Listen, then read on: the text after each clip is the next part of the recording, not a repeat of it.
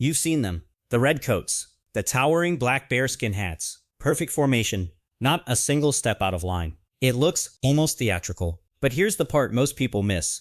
Behind that ceremony is a system that decides who gives orders, who follows them, and who gets people killed if they're wrong. Because in the British Army, rank isn't just hierarchy. It's authority measured in lives. And the deeper you go, the stranger it gets. Part 2. Private. The foundations. Let's start at the absolute bottom. The place where everyone begins. Private. Officially, private soldier. Introduced centuries ago. The role dates back to the 1600s. Pay today, roughly £21,000 to £25,000 a year starting out. This is you. You just enlisted. You've got maybe 14 weeks of basic training. At the Infantry Training Center in Catterick, you learn how to fire the L85A2 rifle, 56mm NATO rounds, effective range about 500 meters. You learn discipline. You learn how to follow orders instantly. No hesitation. Because hesitation gets people killed. A private doesn't command, doesn't plan, doesn't decide strategy. They execute. But here's the thing. Every war is fought by privates. Part 3. War reality. Ground level. In Afghanistan, between 2001 and 2014, the UK deployed over 150,000 personnel. The majority, privates and junior ranks. The ones kicking down doors. The ones patrolling roads with IEDs buried underneath. Meet James. 19 years old. Joined straight out of school. 6 months later, he's in Helmand Province. Temperature 45 degrees. Gear weight 30 kilograms. Threat level constant. He doesn't see the big picture. He sees the next 20 meters. That's his world. And that's where rank begins. Part 4. Lance Corporal. First leadership. Next step up. And this is where things start to change. Lance Corporal. Introduced formally in the 19th century. Insignia. A single chevron. One stripe. Doesn't look like much. But that one stripe means something critical. You now have authority over other soldiers. Usually a lance corporal commands a small fire team. About 4 soldiers, sometimes more. Your job? Make sure they do their job. You're the first real leader. You're the one saying move. You're the one saying stop. You're the one deciding if your team lives through the next 10 minutes. No pressure. Part 5. Combat decisions. During operations in Iraq, lance corporals often led patrol elements, urban environments, tight streets, limited visibility, high risk. Decisions had to be made in seconds.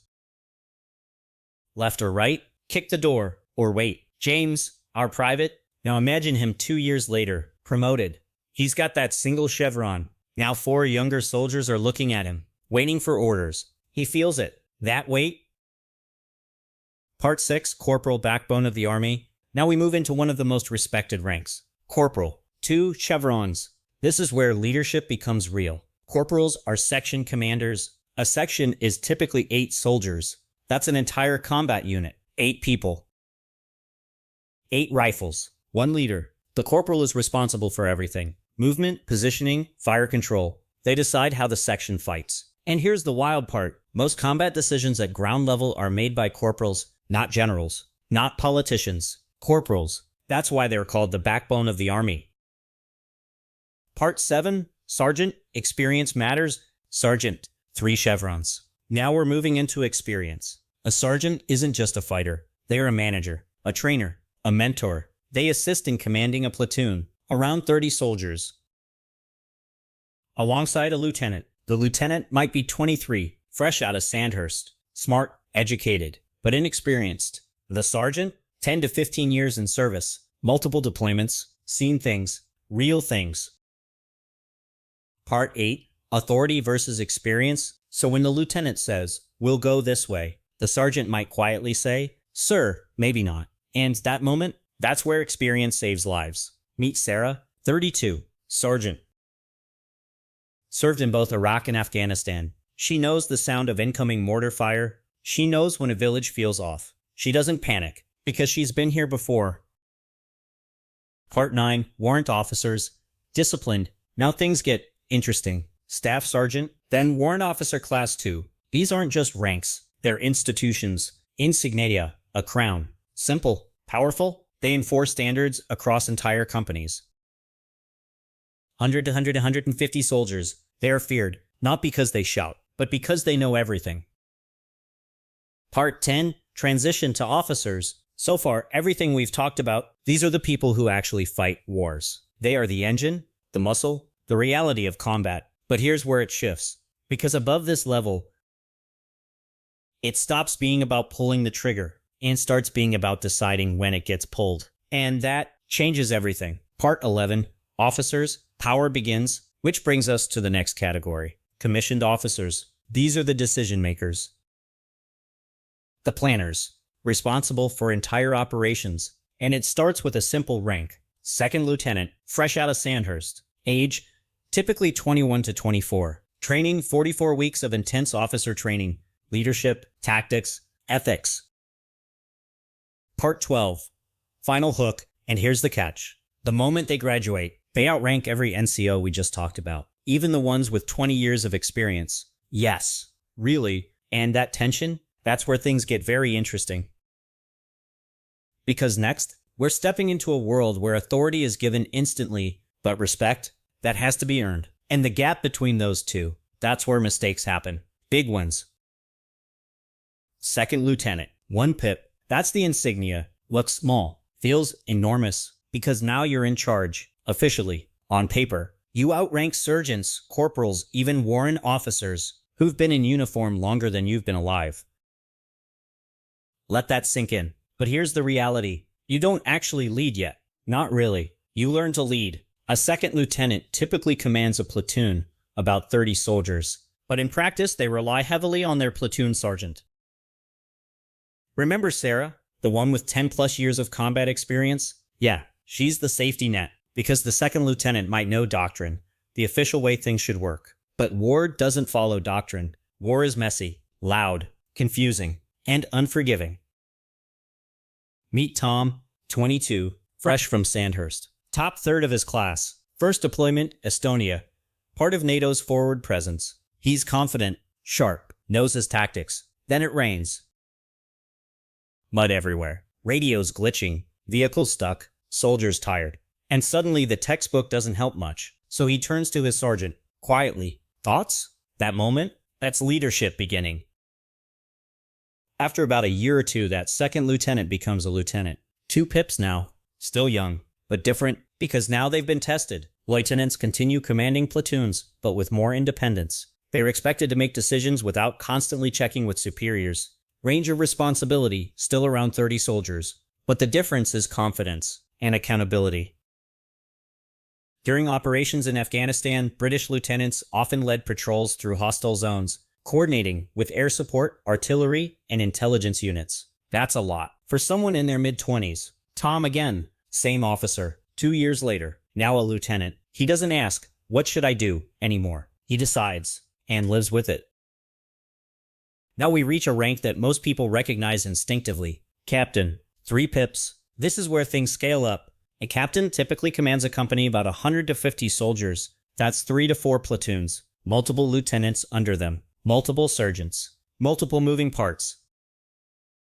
This is no longer about leading from the front. This is about coordination, timing, precision. Captains plan missions. They decide how units move, where they position, when they engage. They're balancing resources, vehicles, ammunition, communication lines. One mistake here, a whole company pays for it. During the Iraq War, British captains were responsible for securing urban sectors. In cities like Basra, that meant coordinating patrols, checkpoints, intelligence gathering, all while managing local civilian interactions. Because war isn't just fighting, it's control. Meet Aisha, 29, captain, company commander. She's got 120 soldiers under her. Every decision she makes affects 120 lives. No pressure. Now things shift again. Major, Crone, Insignia. Majors don't usually command companies directly. Instead, they operate at battalion level, around 600 to 800 soldiers. They're planners, strategists. They design operations, coordinate multiple companies, work with intelligence officers. This is where warfare becomes. A major might spend hours analyzing satellite imagery, drone feeds, reports. Then they create a plan. Not for 30 soldiers, not for 100, for hundreds. And here's the key difference. They don't see the battlefield directly anymore. They see it through data, reports, screens, maps, distance increases, so does risk of error. Because the further you are from the fight, the easier it is to misunderstand it. Meet Richard, 38, Major, served 15 years. He hasn't kicked down a door in a decade, but he decides which doors get kicked. Next up, Lieutenant Colonel, 1 crown and 1 pip. Now we're talking serious command. A lieutenant colonel commands a battalion, roughly 600 to 1,000 soldiers depending on the unit. This is a full-scale fighting force, infantry, support units, logistics, communication teams, everything. They are responsible for the success or failure of entire operations within their sector. And here's where things get political. Because at this level, decisions aren't just military, they are strategic. They're influenced by government objectives, alliances, rules of engagement. In Afghanistan, British lieutenant colonels often coordinated with NATO forces, Afghan units, local leaders, all while conducting military operations. That's not just combat, that's diplomacy, with guns. Meet Colonel James Whitaker, fictional name, but based on real roles. Commanding officer of a battalion in Helmand, 2012, he's not just thinking about enemy positions, he's thinking about media coverage, civilian casualties, political fallout back home. Because one mistake here doesn't just cost lives, it makes headlines. Now we enter a rank most people misunderstand. Colonel, 2 pips, and a crown. Sounds powerful. It is, but not in the way you think. Colonels rarely command troops directly in combat. Instead, they manage brigades or serve in high-level staff roles. A brigade is around 3,000 to 5,000 soldiers. They oversee multiple battalions. They coordinate large-scale operations. They deal with logistics on a massive scale. Supply chains, reinforcements, long-term planning. This is where war becomes less about individual fights, more about systems, fuel, ammunition, transport. If a colonel fails, entire operations collapse, quietly, behind the scenes. And now, we reach the ranks most people think of when they hear military power. General officers, starting with brigadier, 1 star,